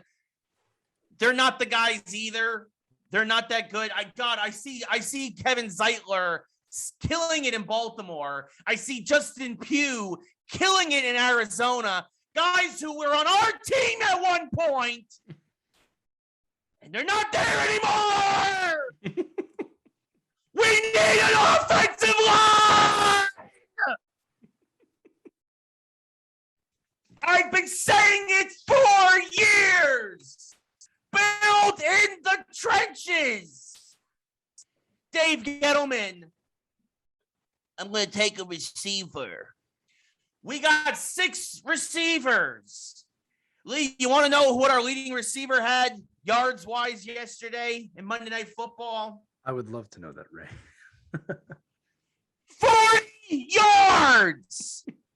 Because they have no one to throw them the football! 40 yards! You need somebody to throw the ball so that you wait for somebody to catch it! You could find literally a dozen receivers on the scrap heap in the NFL. It's a lot harder to find quality offensive linemen. We don't draft quality offensive linemen. And trust me, I thought at the time the Will Hernandez pick was the right pick. But as we say all the time in this show, only 50% of picks ever work out. The Will Hernandez second-round pick a few years ago was the right pick. He's not the guy. He showed it last night as he got bull rushed again and again and again. The dude looks scared to make contact. And as a left guard, that's a bad quality to have. The Giants have potentially one offensive lineman. And again, that's only if you move Thomas back to right tackle. And even then, I don't know, because he's got nobody else around him. They let go of a Pro Bowl right guard in Zeitler for cap reasons and then signed a receiver. They let go of Justin Pugh because he wasn't working in the system and he's killing it in Arizona. We don't have a center. We haven't had a center since Sean O'Hara. That's a long time ago, folks. It's been 10 years since we've had a legit center, in my opinion.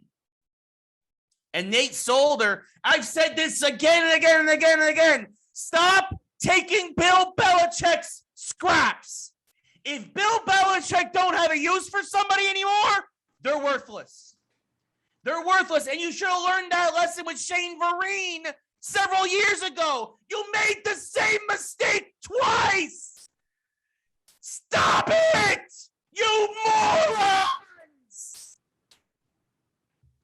I want to put this out there. Does anybody know John Mara, the owner of the Giants? Because I'm going to tell you this right now.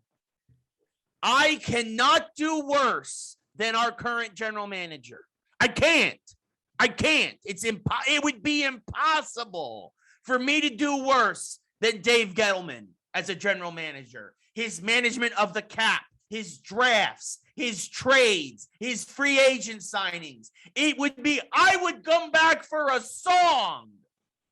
I would come back for free hot dogs and beer. Maybe a little bit. I need a little bit of money. But I would come back for almost nothing to fix the New York Giants. And I could not, give me 2 years.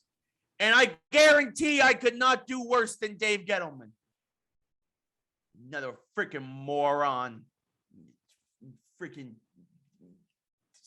sponge-headed idiot. I don't even know what a sponge-head is. It's bad. It's just bad. I'm just going to make stuff up now. All right. Calm down, big guy. So, a few things I'll say. I'm the positive guy on the show. Number one is the Giants are situated pretty well to turn this all around with the draft picks that they have and the position they're in. They can turn this around. I do agree with you. They can very quickly if they draft well. If they draft well. The problem with the Giants, and I'm going to say this is my final thought on this year's Giants. It is not a talent problem. It is a culture problem. A player like Daniel Jones cannot succeed in the culture that they have. I'm not saying he could have succeeded even if they had a winning culture, but the culture in the Giants right now is of a losing team.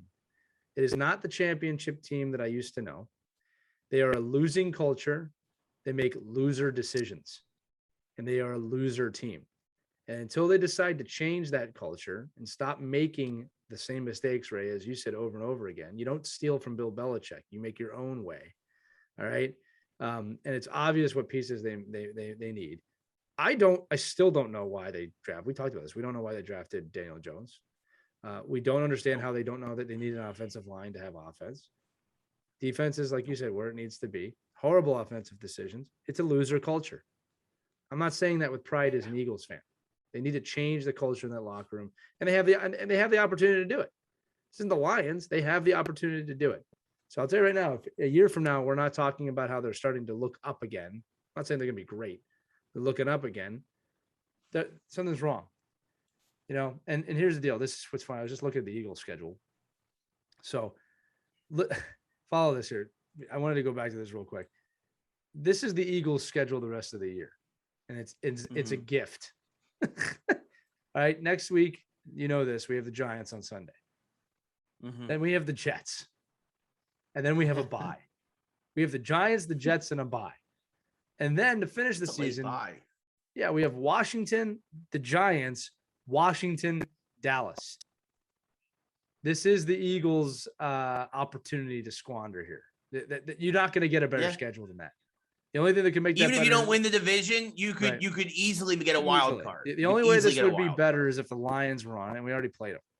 So I can't even say that. Yeah. All right, but like the Philadelphia fans, you should prepare to be disappointed. We are still the Eagles. All right, and the Giants. I'm going to say it right. The Giants could beat the Eagles if they have a good night. All right, or the Jets or anybody on here. Washington scares me a little bit. Dallas. End of the season, the division might come down to that last game. Yeah. So which would be great. It very likely could. Yeah. All right. For me, right. It could also be a game where the winner goes in top seed, the loser goes to the wild card. Right. So very interesting year in football. Ray, that was a classic Ray rant on the Giants. But look, man, I agree with you on Gettleman. I just don't.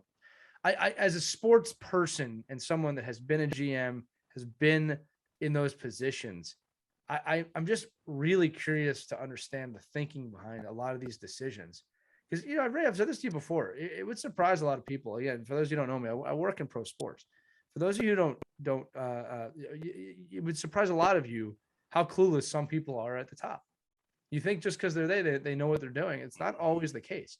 They might have a skill set here in professional, but here in Hollywood as well. Yeah, you'd be surprised how many people don't really know what they're doing. And they got to that position through one way or another. And, I met people that don't understand championship culture and like how important it is. And it's just, you're telling me Tom Brady went down to Tampa Bay and didn't create a championship culture overnight. The guy knows how to do it. Yeah. You're telling me Antonio Brown and all these other players that have gone to play with him and been awesome, that he didn't have the effect that you're crazy. And there's old school coaches that don't believe that. I don't know what Gettleman's doing. Not one decision has made sense. Not one. Yeah, I don't get it either. I really don't. I just, it makes my head hurt. It makes my head hurt. Well, you made your head hurt because you started screaming and your high pass filter even should turn on, that's how you know it's good. That's how you know it's a good rate. Yeah. Oh man, my neck was. It would have been more, but my neck started to hurt because I was yelling so hard. I was kind of hoping it would crack halfway through. You'd be like, oh, the Giants have helped. That's what I was actually. That's the thing. I was like, if I push this enough, will it get there? It didn't get there though. A couple other things. You mentioned Tampa Bay. Antonio Brown being investigated for having a fake vaccination card. His lawyers said that it's not fake, that he is vaccinated. He got the Johnson & Johnson. Obviously, there's going to be an investigation now. Yay. He's an idiot. He's just another idiot. And just, if he's not vaccinated, he's an idiot. If he is vaccinated, then all's good. But he has a history of being an idiot. And so I would not be surprised if he did another idiot thing. And I'm sure Tom Brady would be disappointed. Yeah. By the way, speaking of vaccination, half the Jets got COVID, or at least their quarterback room did. Well, everybody, the kid, what's his name, Mike White and Joe Flacco are both on the COVID list. So now Zach Wilson has to start this upcoming week because they don't have it. It's just him and Josh Johnson basically on the roster now after half the quarterback room got COVID for the Jets. Surprise, because they are the Jets. Bit of a pandemic. Bit of a pandemic this week in the NFL. 21 missed field goals and extra points this week. That is a high watermark. We have not seen that high in a while. It's a lot of missed kicks this week. A lot of kickers choking. Almost cost the Arizona Cardinals. They left 7 points on the board in particular from 2 missed field goals and extra point, but they did hold on to wins. That was just a fun little fact from the week. And finally, in the NFL, Michael Strahan. So Giants make him so sick he is leaving the planet. Of course, the great New York Giant. That's a great one, Ray. Thank you. I like that. Thank you. Great New York Giants. That's great. That's great. Super Bowl 42 champion. Caitlin's got to make you got to make a graphic of Michael Strahan on a rocket ship heading to space now. You got to do that. Yeah. He is, it's Super Bowl 42 champion, single season sack record holder. And it just,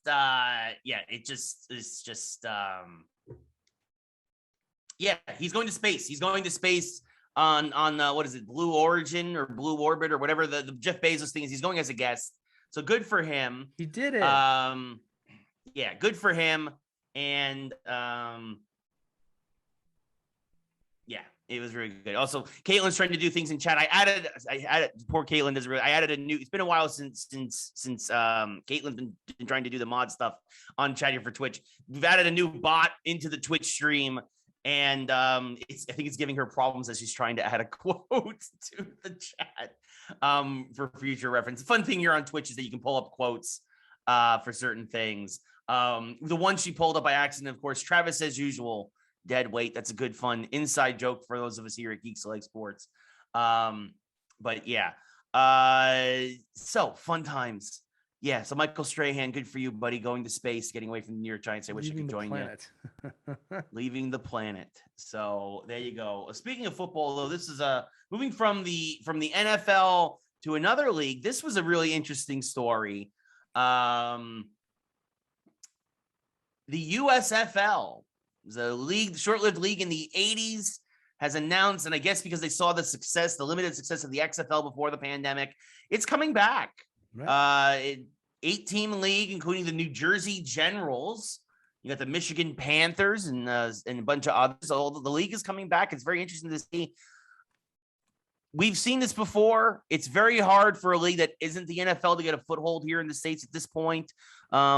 Of course, the USFL infamously tanked by one former president, Donald Trump. But anybody who's familiar with that story knows that most people say he is the biggest reason why that league failed. But anyway, there's a 30 for 30 about it if you want to watch. Yes. So but the USFL is back. Lee, is there room, especially with the XFL coming back at some point, is there room for another football league here in the States? There's always room for more in this digital era. Look what's happening in wrestling. That's all you need to know. I don't know if they're going to be able to combat the NFL, but yeah, there's always room for new football and new places. And on a digital world, you don't need to have the full fan base. If you can get your little chunk of the fan base and create those revenues, yeah, there's room. There you go. Moving now, simple, right? I mean, I'm not wrong. It's just that simple. If you find an audience, why are we doing this podcast? We have an audience, you know what I mean? Like, we don't need the entire planet to listen to us. We'd like that, but you can find it. Yeah. And as Dan says in chat, it's a good point. It's the race to be the NFL's developmental league. I think the XFL though has a good head start, but we'll see what happens for sure. XFL has star power, and the I almost said HL. USFL has this kind of history to it, so we'll see what happens. Yeah. I mean, look, my gut says put a blaster to my head. No, it's not going to work long term. Those two leagues cannot last forever, but we'll see what happens. Right. Yeah. Oh, Caitlin wants to say the XFL. There you go. L. But yeah, and the interesting thing too about the league is that they're going to be playing all their games in one city. So even though you'll have 8 places represented, it will all be done in one city. There. Also, Vince McMahon made a return to television this weekend, helping The Rock to promote Red Notice, their Netflix film. You know, The Rock actually didn't show up, but basically that was a whole big thing. And money talks, and Vince will do anything for money. So. Anyway, we talked about we briefly mentioned the Jersey Generals, one of the teams in the USFL, moving from the USFL to the NHL. Speaking of Jersey, the New Jersey Devils have a New Jersey that says Jersey. It's that. So it look, I hate the Devils. And I hate this jersey. It is dumb. It is as dumb as Dave Gettleman's face. I am just. Well, Ray, I disagree. All you had. Disagree with it is bad. All you had to do was put your Devils logo on a black jersey, that black and white jersey. I disagree with it. No. This Why? Is the most, How do you disagree? The cursive font is stupid. This is the most New Jersey thing that could have happened, and I love it.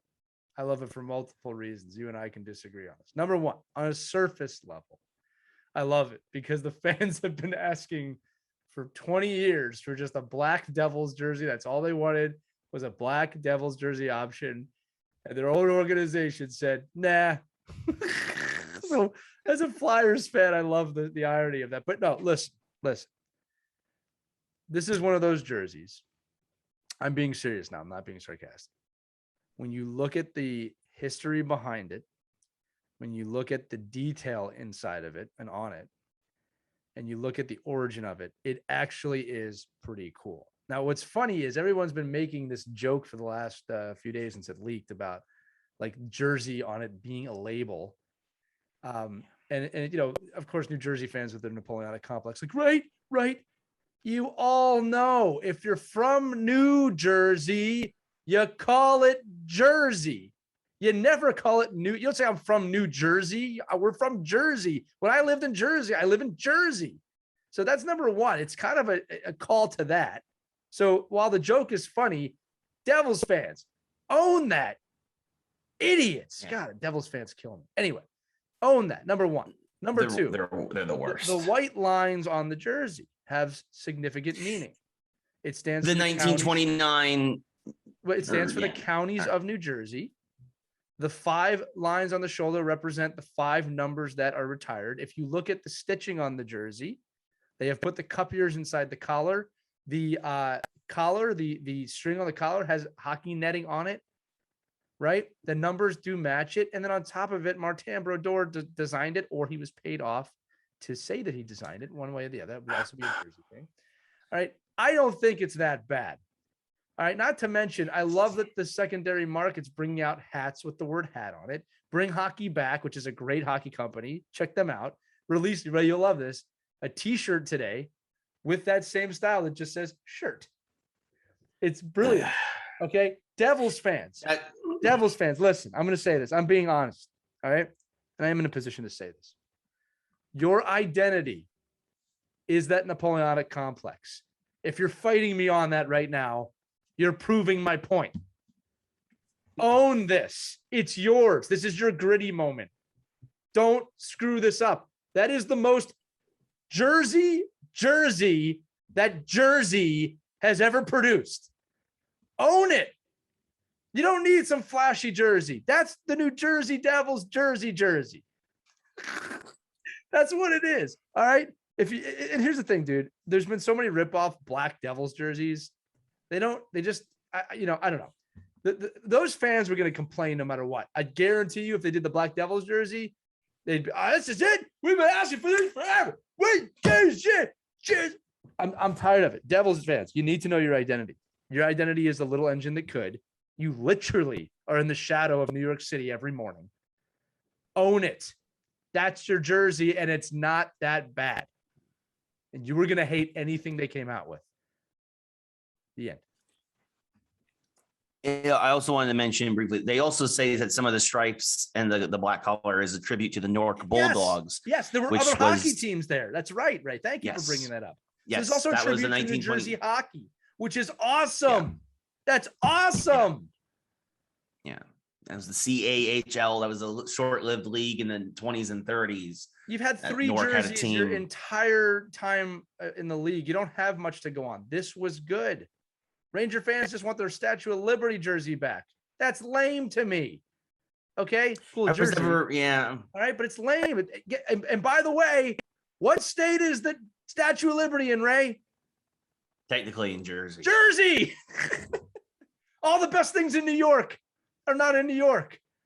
I always loved driving through New York, right? Because the sign had the Statue of Liberty, which is in New Jersey, and the Niagara Falls, but it was the Canadian side of the falls, which is in Canada. This isn't a shot at New York, by the way, guys. I love New York. I'm just saying, like, man, this is just not as bad. It's one of those things. The worst jersey that I've seen in the last 5 years is the Detroit Red Wings reverse retro jersey, which somebody thought that was terrible. White and silver together was a good idea. Idiots. The only time that's worked in the last 5 years is with the new vision. Geeks-Sports. Yeah. Yeah, no, I still think the jersey sucks, but I'm a Rangers fan, so whatever. I just don't think it's that bad. That's what I'm saying. It might not be what you wanted. This is a classic. It's not what you wanted, but it's what you deserve. I'm really curious to see how many people I see walking around with jersey. I guarantee you this thing's going to take off. I guarantee you. Look, everybody hates these things till they come out. It's very rare that a team releases a third jersey and everyone loves it. I mean, it happens once in a while. The Flyers reverse retro, everybody loved that here. All right, but like it's just rare. Okay, I just think that is Ray. You got to agree with me. That is the most New Jersey jersey ever made. Come on, I mean that's what it is. It's exactly what it needed to be. Andrew Craig's in chat trying to get me to talk about the Flyers who lost to the Stanley Cup 2-time winning Tampa Bay Lightning tonight. Andrew, I'm very happy with the Flyers this season. And Ray will tell you it is almost impossible to get me off my rocker. So thank you for trying. Thank you for playing. Yeah. Have a good night. Yeah, that was like Andrew tried to do the same thing to me the other night in stream when the Leafs beat the Rangers 2-1. And like I explained to him the Rangers. Yeah. Exactly. That's amazing. Yeah. Surprised Toronto didn't explode. Yeah, I know. And it's like the Rangers. The Rangers are now 11-4-3, by the way, and like playing. Actually, the offense is starting to wake up a little bit. I don't know if you guys. It might have been. It is one of the better goals you'll probably see in this year. The Ryan Lindgren goal to beat Buffalo with half a second left. It's amazing. No, it was less than half a second. Anytime you get anytime you get a goal to win the game with less than a second left, it's something. And I wonder if the Rangers are going to be able to roll on that. But of course, Andrew continues to taunt us and chat with the Toronto Maple Leafs. Andrew, I'm sorry. Just the Leafs have no place to talk crap until you do something significant in the playoffs. 55 years. I'm not even talking about winning the cup, but until you get past the first round, I don't want to hear from a Leafs fan about anything. You guys are the New York of Canada. Yeah, what's it been? 25 years since they got past the first round or something like that? It's been a minute. Yeah, it's been a while.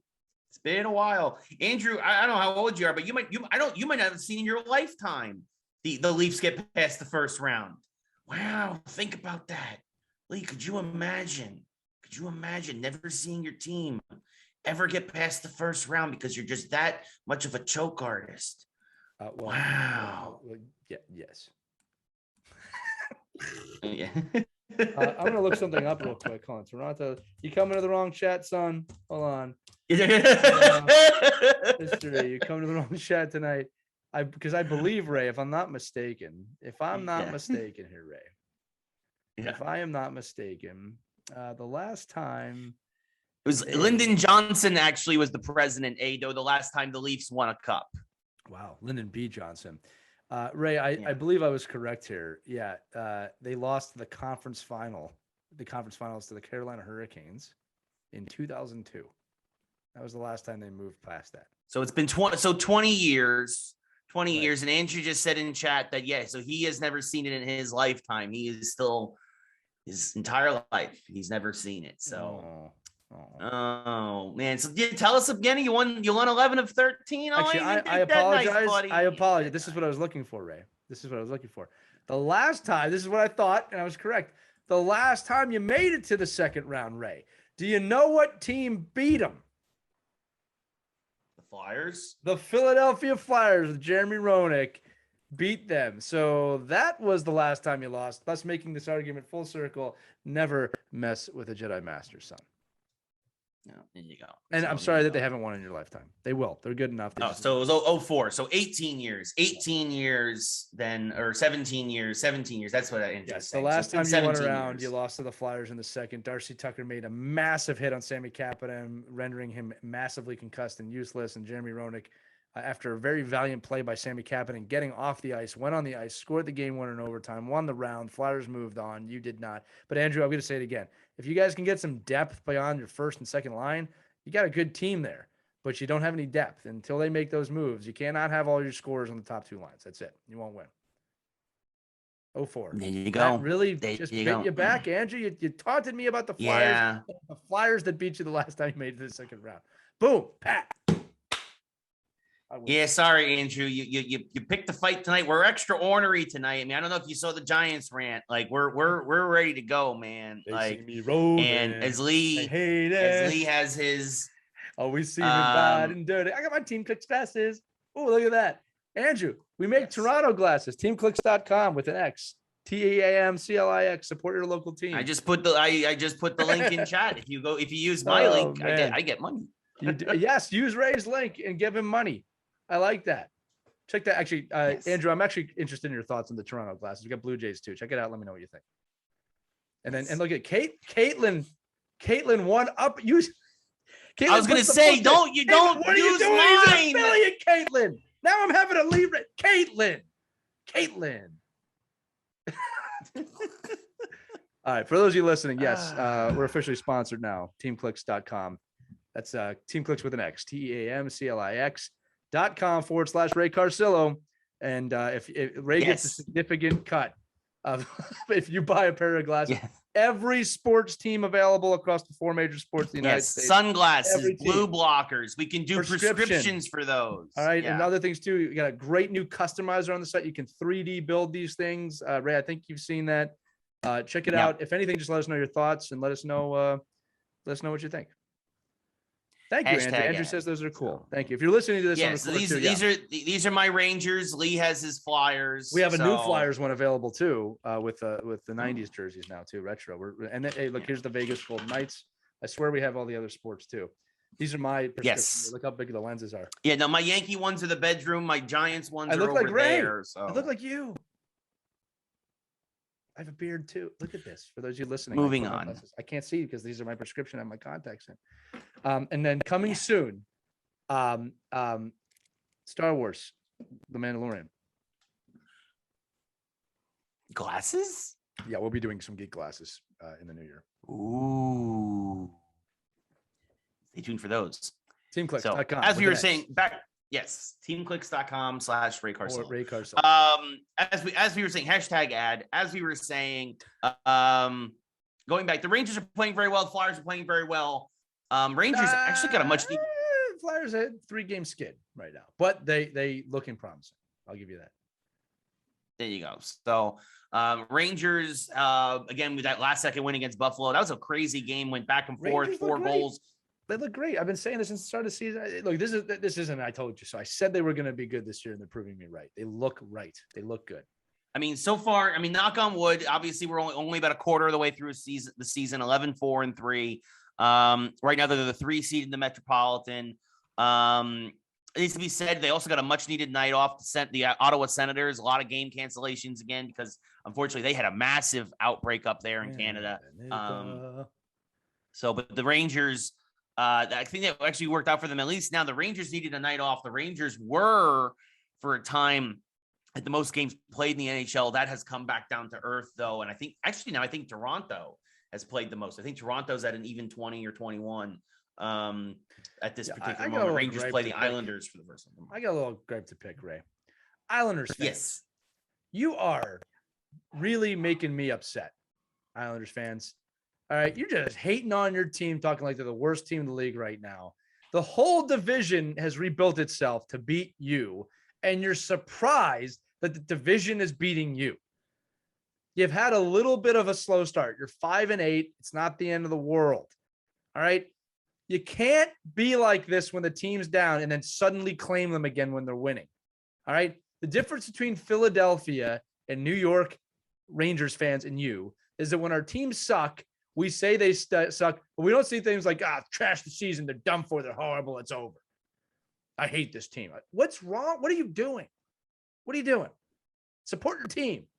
That little team that could the last 3 years, and you're just ready to dump them like that because they've had a bad start to the season. I know they've lost 6 in a row. Calm down. Calm down. Support your team. Well, hopefully tomorrow night it's 7 in a row as the Rangers will take on the Islanders for the first time this year. I would say I'm not against that, but yeah, we'll see. Rangers. We will see. Yeah, Rangers, you're right there, man. You're right behind the Caps. You got a game in hand on the Caps. Hurricanes have a game. Hurricanes are the best team in the division right now. Metropolitan division looking very competitive. Hurricanes got off to that crazy start. What were they? Were like 9-0, 11-0 or something before they lost. So they got off to that crazy start, which definitely helped. Yeah. Also, great meme this week. Bottom of the Pacific Division. Sharks, Canucks, and Kraken are all down there at the bottom of the Pacific, where sea creatures belong. There you go. Okay, we're done. Because we got a great mashup tonight. We've got a great match. Yes. One more quick thing. Speaking of guys who are sometimes underappreciated, congratulations to Bryce Harper on winning the MVP in baseball. Appreciate that. National League MVP. And Shohei Ohtani, of course, in the American League, unanimously voted the MVP in the American League. So congrats to those guys there. A lot of other awards. Buster Posey was comeback player of the year for the National League. And of course, no surprise in the American League, Trey Mancini coming back from colon cancer, putting up very good numbers, was second place in the home run derby this year. Really one of the few good stories to come out of Baltimore in the past 5 or 6 years for baseball, but good for Trey Mancini, good for him, honestly. And hopefully, it's just a great story and no surprise. Yeah. Dude beat cancer. Here's your comeback player of the year award. Like that was a given in April.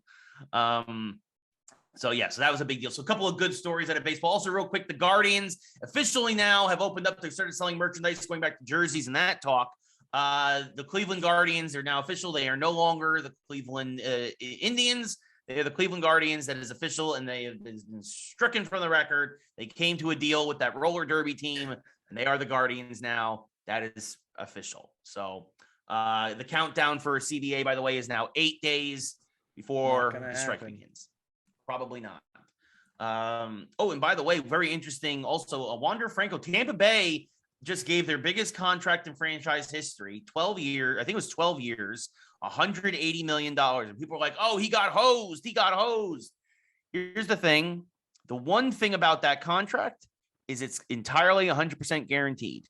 If he has a career-ending injury or there's a strike, like there's going to be, Wander Franco just signed literally $180 million contract. I'm sorry, folks. $180 million is still a lot of money. A lot of money. Get off of it. The kid clearly wants to stay in Tampa. He wants to play for the Rays. You know what it also does? If he wants out at some point or Tampa wants to get rid of him, it makes him a lot more easily tradable because it's under $20 million a year.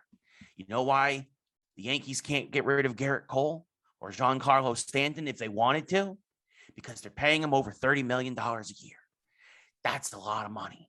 And there's not a lot of franchises that'll take that on. Moving on. Just wanted to put that out there. Idiots. Last one, mashup. It's time for the mashup. That's it for sports. It is now time for our mashup. This is a good one this week. We were very excited about this one. Lee and I discussed this earlier. Of course, always Lee's idea. 99.8% of the time. Yes. What all-time athletes would make the best Ghostbusters? This is obvious when we go from sports to our first topic, which is Ghostbusters Afterlife. Lee has actually already written them down. Lee, what are your decisions, my friend? Mashup time. Rules of the game. Any athlete from history. You got to pick one from the 4 major sports: hockey, baseball, basketball, football. All right, Ray, I thought about this in depth because I'm saying, this is not about talent, right? This is about people coming together, forming a group. Everyone's a little different. Everybody brings something a little different to the table. There's got to be comedy. There's got to be some fun, and there's got to be some controversy. And my friend, I've got a list that does that. Number 1, Ghostbuster, Shaq. Got to be there. It's got to be there. All right. He's got to be there. He's gigantic. He's hilarious. There's a lot of basketball players I could pick from. I want to see Shaquille O'Neal using some Shaq Fu and a proton pack in my Ghostbusters film. Number 1. Yeah. Number 2, football. A lot of guys you can pick from.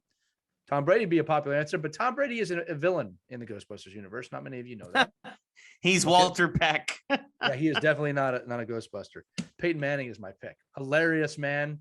That's he's a good probably one. The Vagrant of the group, maybe. All right, so you'll see where I'm going. Hockey player. I was thinking PK Subban, and then it hit me. There's only one hockey player that can be on the Ghostbusters. And it's Jeremy Roenick. Jeremy Roenick is probably more Vakeman than Vakeman. Okay? Yeah. So Jeremy Roenick is there. I think, now I'm thinking about Peyton. Peyton might be my Ray. All right. And then for my baseball players, so again, basketball, Shaq, football, Peyton Manning, Hockey Jeremy Roenick. I've got a tie for the last one, and I don't know how to break it. And I already know who you're going to pick from these two, but each one of them brings something a little different. So one is Barry Bonds, not funny, but a monster, right? Just like the guy. Yeah, Shaq's not going to bull anybody down. Shaq's just going to give a quick whip and move on. Bonds. The other one, Ray, and this is going to be very unpopular, but I think it fits, is Curt Schilling. Oof. I think it works. That or he's a villain. I think he's more a villain at this point. So then Barry Bonds in the Ghostbusters, and it makes sense. Bonds going against the pitcher that he played against many times. So Schilling is the bad guy, and Barry Bonds is my Ghostbusters. But Shaq, Peyton Manning, Jeremy Roenick, and Schilling/Bonds. Those are my great. Those are good picks. Come on, those are my Ghostbusters. So that's a very good. That's a very good list. Thank you. It's a very good list. It's a very good list. It's a very good list. To try and be a little different, because Shaq was probably near the top for me as well for the Ghostbusters. But I'm going to try to be a little different. I'm going to go Kevin Garnett from the NBA, another infamous trash talker. Yeah. So he runs his mouth a lot. I think obviously also a lot of great skill. So I think he kind of could be the Venkman. For football, I'm going to go Bo Jackson as kind of like the Winston, kind of like the heart of the group. Boring as hell. You got to know that. Not a funny guy, no, for sure, very athletic for sure. Yes. I mean, but I think that's why he's kind of like more with the Winston, right? Like he's the more serious one. He's like, I'm just here for the paycheck, right? Yeah. Like, yeah. If there's a paycheck in it, I'll believe in anything you say. Right. That's what I think of as Bo Jackson, right? So that's why I'm like, all right, he could be. Bo could be kind of like the Winston one. Now, see, so now we get to football, and this is where I think you need kind of like a smart guy for Egon. And I think quarterbacks, and Peyton, obviously a lot of personality, but also very cerebral. Drew Brees. I'm going to go Drew Brees. Another boring guy, man. I don't know. He's showing a little personality on Sunday Night Football now, but here's the thing. Most athletes are boring. That's why I picked the best for my Ghostbusters team. Well, I'm trying to be different. So, and then the last one. You had Strahan, man. You had Strahan. That's your pick. I'm changing your pick for you. No, I'm not picking Strahan. He's in space. He's in space. He's not on the planet. What do you think? He's not on the planet anymore? A symbiote. Or symbiote, depending on what area you're from. It's a whole different universe. He's in space. And then finally for hockey, I'm going to go Ovechkin. That would be funny. That would be funny because you couldn't understand half of what he says. Yeah. That would actually be really funny. Ovechkin as the Ray Stantz of the group. He's the heart of the Ghostbusters. Ovechkin, Garnett, Bo Jackson, and Drew Brees. I love Caitlin and Check. There's no Deadpool. He's not an athlete. All right, these are some good picks. I think that's good. We'll have to do this again sometime with active athletes only. I think Peyton Manning would be hilarious as a Ghostbuster. No, I think he's a natural fit for sure. He's staring at me, Ray. I think he can hear you, Ray. Yeah. Omaha. Yeah. Right. Yeah. Look, and then I was thinking somebody who said Kobe, that Kobe gets to be a ghost. He gets to come back as a ghost. There you go. Slimer Kobe. Kobe. That's just a very hardworking, legendary ghost. The Kobe. Yes, for sure. Or he could be the villain. He could be the the Black Mamba, right? I don't know. Win, that could be as a snake he'd ghost. Win at that too. Yeah. Oh, that's what it is. Instead of a terror dog, you have the Black Mamba. There you go. And the bloody sock. The bloody sock. Oh God! There's your terror dogs, Kobe Bryant and Curt Schilling. Are you a god? Yes, I am a god. Okay, I said it. Oh, there we go. So, yes, that does it for another episode of Geeks Like Sports, episode 133. Of course, as always, we want to know what you think. Yeah, we'll get that. There we go. One of these weeks, we'll get that. Yes. So, but obviously, for sure. Comment below. Comment on the Facebook, the Twitter, the Instagram. We always appreciate hearing from everybody. It means a lot. But also, everybody have a happy Thanksgiving if you're listening to this and you celebrate it. Of course, I'd say 99% of our audience is in the States. And Matt Cavallari, hello to you too in England. Yes, exactly. So if you are in the States and celebrating Thanksgiving this week, have a happy and safe one. Eat all the turkey, have some good food, and take a break. Probably all use one as we hit this holiday home stretch. And again, next week we'll be back, of course, with another episode, and then we go back to Stream Lounge next Friday. So yeah, so next week's episode we're probably not going to do on Tuesday. I haven't had a chance to talk to you about that yet, but keep an eye out because it'll be Monday or Wednesday next week. But we'll have a quick turnaround on that. Sorry, Caitlin. Sorry, Ray. Moving it around on us. Moving around. That's what I do. And then Andrew, the one Canadian, Andrew Canadian. Yes, there's a different. We've got more than one Canadian in Canada. Happy Thanksgiving. We have a lot of Canadians. A month ago. Yeah. Happy Canadian Thanksgiving. This is American Thanksgiving before we go into the inevitable Christmas flux. And happy Hanukkah to all those who celebrate, which is about to be starting soon. Oh, there you go. So yeah, we'll be obviously. So yes, happy holidays. .com/Ray Carcillo. Team Clicks with an X. Help your buddy Ray out. This is going to be big for him. Every North American team from the 4 major sports available, shipping now from America, designed, assembled, and shipping from the USA. Yeah, I'm Lee Elias. There you go. And I approve this ad. #ad. So there we go, folks. Thank you all again so much for watching. We really, really appreciate it. Have yourselves a great rest of your evening. If you're watching us here live, we're going to have a quick post show as usual. But of course, yes, just for a couple of minutes. And then, also thank you everybody. Of course, if you're listening after the fact, it means a lot as always. So until next week, I'm Ray. That's Lee. Go to teamclicks.com/Ray Carcillo. And we will see you next week with more Geeks Who Like Sports. We will see you out there. In space. Hey, good night, everybody. Good night.